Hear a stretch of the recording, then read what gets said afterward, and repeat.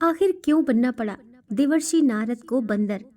श्री देवर्षि नारद बड़े ही तपस्वी और ज्ञानी ऋषि थे, जिनके ज्ञान और तप की प्रशंसक माता पार्वती भी थीं। एक दिन माता पार्वती भगवान शिव से नारद मुनि के ज्ञान की तारीफ करने लगी। भगवान शिव ने माता पार्वती को बताया कि नारद बड़े ही ज्ञानी हैं, लेकिन किसी भी चीज का अहंकार अच्छा नहीं होता है। एक बार नारद को इसी अहंकार के कारण बंदर बनना पड़ा था। यह सुनकर माता पार्वती को बड़ा आश्चर्य हुआ। उन्होंने भगवान शिव से पूरा कारण जानना चाहा।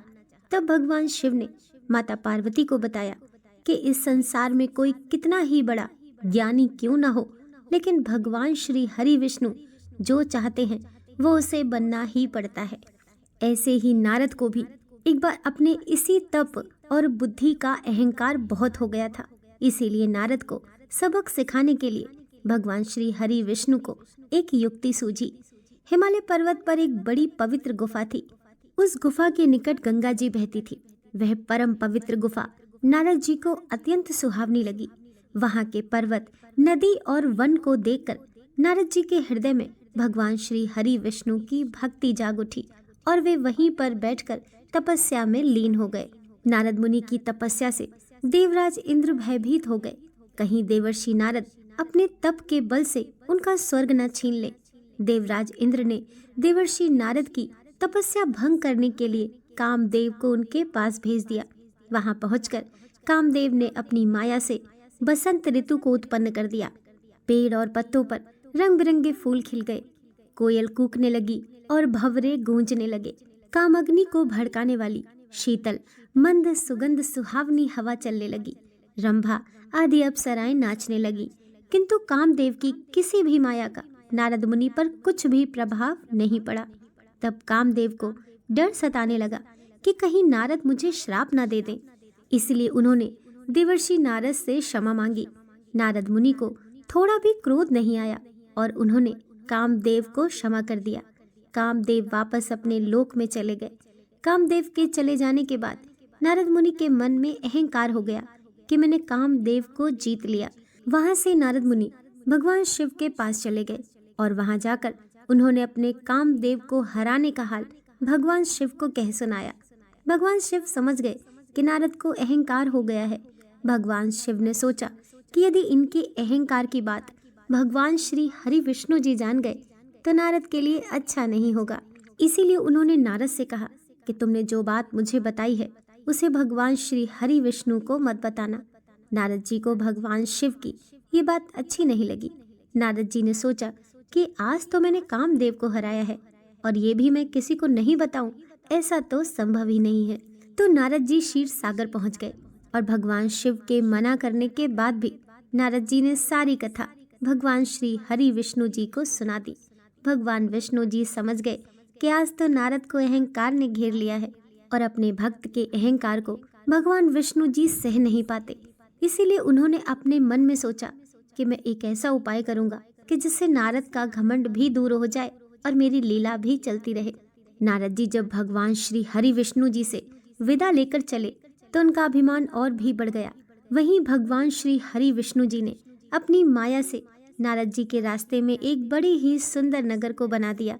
उस नगर में शील निधि नाम का वैभवशाली राजा रहता था। उस राजा की एक पुत्री थी जिसका नाम विश्व मोहिनी था। विश्व मोहिनी इतनी सुंदर थी कि जिसके रूप को देखकर माता लक्ष्मी जी भी मोहित हो जाएं। विश्व मोहिनी स्वयंवर करना चाहती थी, इसीलिए कई राजा उस नगर में आए। नारद उस नगर के राजा के यहाँ पहुंचे तो राजा ने उनका पूजन करके उन्हें आसन पर बिठाया। फिर उनसे अपनी पुत्री विश्व मोहिनी की हस्त रेखा दिखाकर उसके गुण दोष बताने के लिए कहा। राजा की पुत्री विश्व मोहिनी के रूप को देखकर नारद जी अपना वैराग्य भूल गए और उसे देखते ही रह गए। नारद जी ने जब विश्व मोहिनी का हाथ देखा तो उसकी हस्त रेखा बता रही थी कि इसके साथ जो भी विवाह करेगा वो अमर हो जाएगा, उसे संसार में कोई भी जीत नहीं सकेगा और संसार के समस्त जीव उसकी सेवा करेंगे। ये बात नारद जी ने राजा को नहीं बताई और उन्होंने राजा को अपनी ओर से कुछ भी बनाकर अच्छी बातें कह दी। अब नारद जी ने सोचा कि कुछ ऐसा उपाय करना चाहिए कि ये कन्या विश्व मोहिनी मुझसे ही विवाह करे। ऐसा सोचकर नारद जी ने भगवान श्री हरि विष्णु जी को याद किया और तभी भगवान विष्णु नारद जी के सामने प्रकट हो गए। नारद जी ने भगवान विष्णु को सारी बात बताई और कहने लगे, हे नाथ, आप मुझे अपना सुंदर रूप दे दें ताकि मैं उस राजा की पुत्री विश्व मोहिनी से विवाह कर सकूं। भगवान श्री हरि विष्णु ने कहा, हे नारद, मैं वही करूंगा जिसमें तुम्हारी भलाई हो।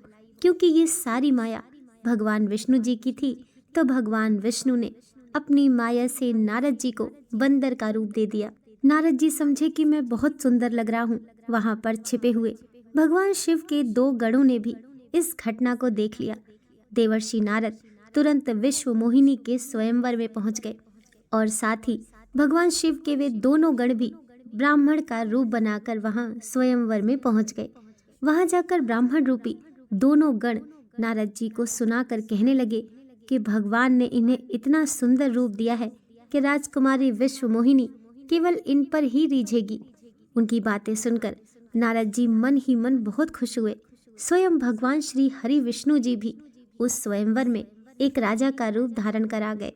विश्व मोहिनी ने बंदर रूपी कुरूप नारद की तरफ देखा भी नहीं और राजा रूपी भगवान श्री हरि विष्णु जी के गले में वरमाला डाल दी। मोह और आकर्षण के कारण नारद मुनि की बुद्धि नष्ट हो गई थी। राजकुमारी द्वारा अन्य राजा को वरमाला डालते देख नारद जी परेशान हो उठे। इस समय भगवान शिव के दोनों गणों ने ताना कसते हुए नारद जी से कहा, जरा दर्पण में अपना मुंह तो देखिए। तभी नारद जी ने जल में झांक कर अपना मुंह देखा और बंदर रूपी अपनी कुरूपता देखकर गुस्सा हो उठे। गुस्से में आकर उन्होंने भगवान शिव के ब्राह्मण रूपी दोनों गणों को राक्षस हो जाने का श्राप दिया। उन दोनों को श्राप देने के बाद जब नारद जी ने एक बार फिर से जल में अपना मुंह देखा तो अब उन्हें अपना असली रूप फिर से वापस मिल चुका था।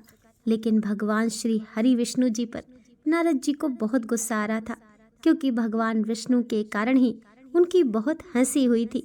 नारद जी इस समय भगवान श्री हरि विष्णु जी से मिलने के लिए चल पड़े। रास्ते में ही उनकी मुलाकात भगवान श्री हरि विष्णु जी से हो गई। भगवान विष्णु जी के साथ माता लक्ष्मी और विश्व मोहिनी भी थी। उन्हें देखते ही नारद जी ने भगवान श्री हरि विष्णु जी से कहा, आप दूसरों की खुशियां देख ही नहीं सकते। आपके भीतर तो ईर्ष्या और कपट ही भरा हुआ है। समुद्र मंथन के समय आपने भगवान शिव को विष और राक्षसों को मदिरा पिला दिया और स्वयं माता लक्ष्मी को और कौस्तुभ मणि को ले लिया। आप बड़े ही धोखेबाज और मतलबी हैं, हमेशा कपट का व्यवहार करते हैं। आपने मेरे साथ जो किया है उसका फल आप जरूर पाओगे। आपने मनुष्य रूपी एक राजा का रूप धारण करके विश्व मोहिनी को प्राप्त किया है। इसीलिए मैं आपको श्राप देता हूँ कि आपको भी एक समय मनुष्य का जन्म लेना पड़ेगा। आपने मुझे एक स्त्री से दूर किया है, इसलिए आपको भी स्त्री से दूरी का दुख सहना पड़ेगा। और तो और आपने मुझे एक बंदर का रूप दिया, इसलिए अब आपको बंदरों से ही मदद लेना पड़ेगा। नारद के श्राप को भगवान श्री हरि विष्णु जी ने पूरी तरह स्वीकार कर लिया और उन पर से अपनी माया को हटा लिया। माया के हट जाने से अपने द्वारा भगवान श्री हरि विष्णु जी को दिए गए श्राप को याद करके नारद जी को बहुत दुख हुआ, किंतु दिया गया श्राप वापस नहीं हो सकता था। इसीलिए भगवान श्री हरि विष्णु जी को त्रेता युग में भगवान श्री राम के रूप में मनुष्य बनकर अवतरित होना पड़ा। नारद जी के श्राप के कारण ही भगवान विष्णु जी को भगवान राम के रूप में अपनी स्त्री सीता से दूरी का दुख भी सहना पड़ा और वानरों की सेवा भी लेनी पड़ी।